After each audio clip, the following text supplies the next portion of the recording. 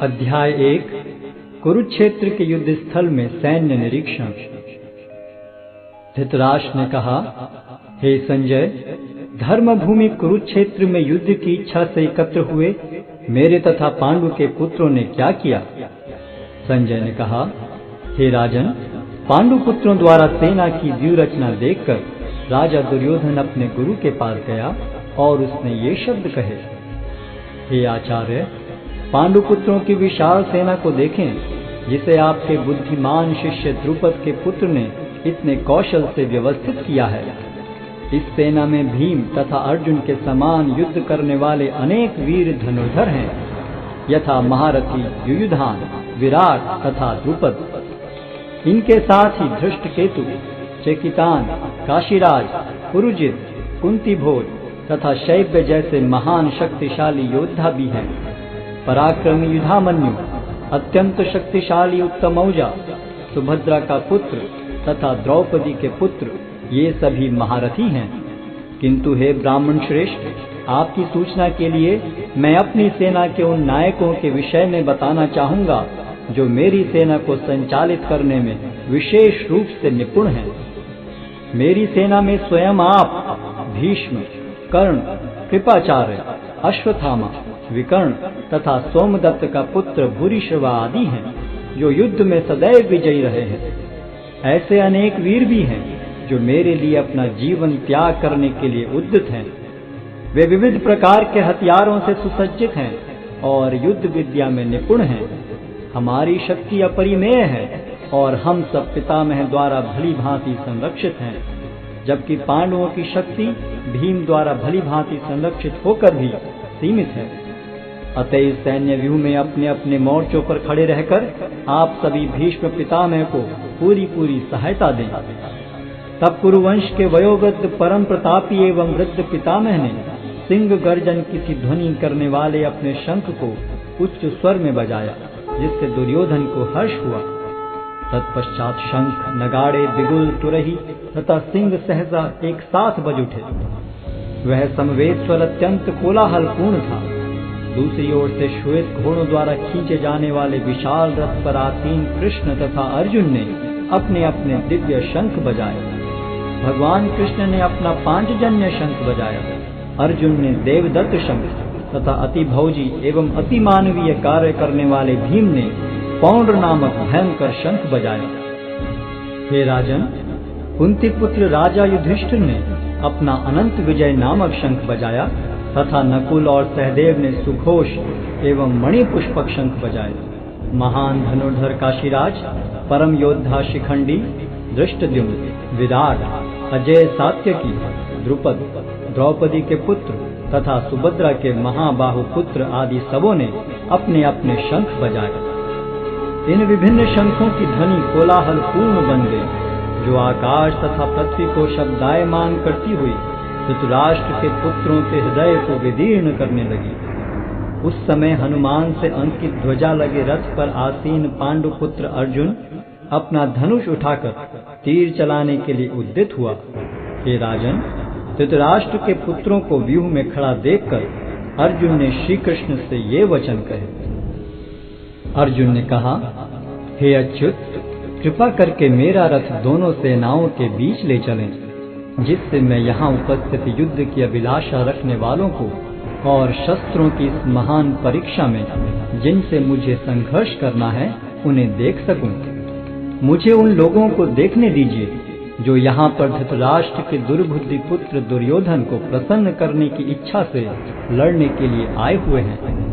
संजय ने कहा, हे भरतवंशी, अर्जुन द्वारा इस प्रकार संबोधित किए जाने पर भगवान कृष्ण ने दोनों दलों के बीच में उस उत्तम रथ को लाकर खड़ा कर दिया।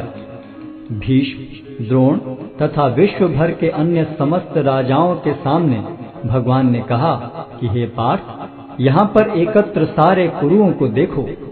अर्जुन ने वहाँ पर दोनों पक्षों की सेनाओं के मध्य में अपने चाचा ताऊओं, पितामहों, गुरुओं, मामाओं, भाइयों, पुत्रों, पौत्रों, मित्रों, ससुरों और शुभ चिंतकों को भी देखा।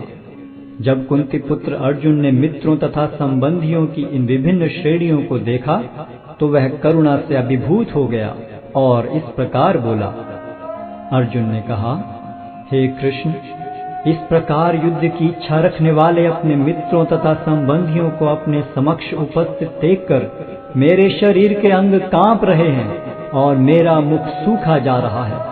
मेरा सारा शरीर कांप रहा है, मेरे रोंगटे खड़े हो रहे हैं, मेरा गांडी धनुष मेरे हाथ से सरक रहा है और मेरी त्वचा जल रही है।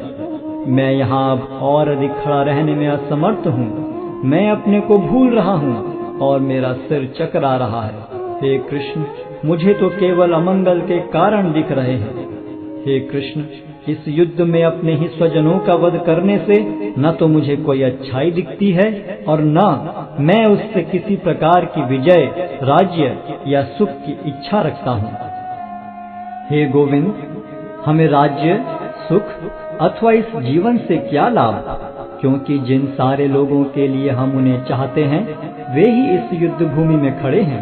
हे मधुसूदन, जब गुरुजन, पितृगण, पुत्रगण, पितामह, मामा, ससुर, पौत्रगण, साले तथा अन्य सारे संबंधी अपना अपना धन एवं प्राण देने के लिए तत्पर हैं और मेरे समक्ष खड़े हैं, तो फिर मैं इन सब को क्यों मारना चाहूंगा, भले ही वे मुझे क्यों न मार डालें।